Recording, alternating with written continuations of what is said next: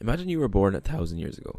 Assuming you weren't part of the 1/3 of babies that died before their first birthday, you could only expect to live to around 24. Even if you had another job, like a blacksmith or a carpenter, you'd have to work long, hard hours doing manual labour on a farm to afford unrealistic taxes demanded by your landowner. You'd probably be drinking mead or beer while working, even as a child, because the alcohol killed off the bacteria in the water. Before you start liking the idea of living 1,000 years ago, the closest thing to the internet was handwritten books, medication was limited, sanitation was non-existent, and sickness or injury was the exact same as a death sentence.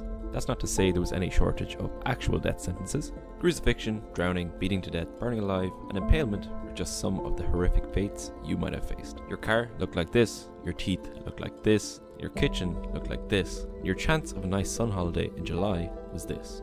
It's probably good then that the windmill was created by the Persians in the 11th century to improve food production, that the Chinese invented the compass in the 12th century, allowing better navigation, more trade routes, more exploration, more commerce, and the exchange of more ideas. This didn't mean you were in the clear. Living standards were still non-existent relevant to today, and Genghis Khan was busy uniting Mongol tribes and forsaking Central Asia and China. Living further west wasn't much better, with too many conflicts to count in Europe.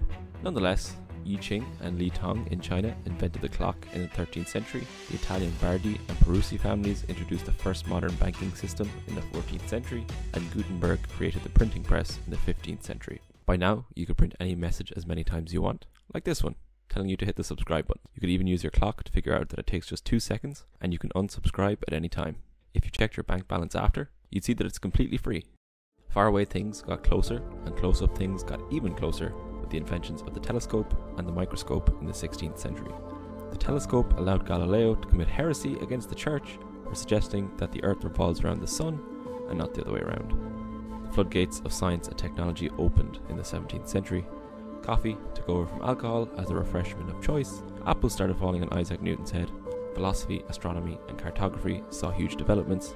And John Napier decided to torment the lives of teenagers for centuries to come by making large developments in calculus. Thomas Newcomen invented the steam engine in 1712, signalling the start of the Industrial Revolution in Britain. Factories sprung up, coal-powered trains were invented, and technology started growing exponentially. The 7 Years' War lasted for quite a while, and was fought over 5 continents, with all of the major European powers getting their hands dirty. The war resulted in over 1 million deaths. Humankind's rapid development would not be deterred. In fact, it sped up even more.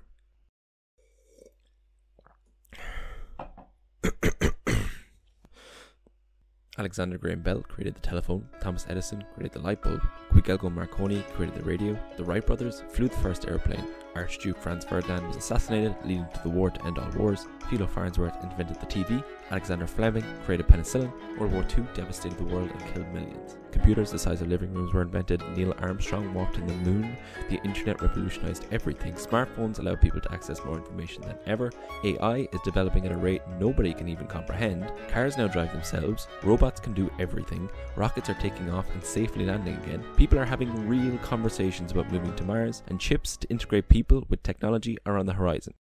1,000 years in the timeline of the universe is the blink of an eye. And in that time, humans have gone from believing that illness is caused by evil spirits to storing more information than one person could consume in 1,000 lifetimes in your back pocket. The human experience is scarred with conflict and wars. If you choose to see the evil in people, the lies, the deception, and the injustice, you'll never fall short of material.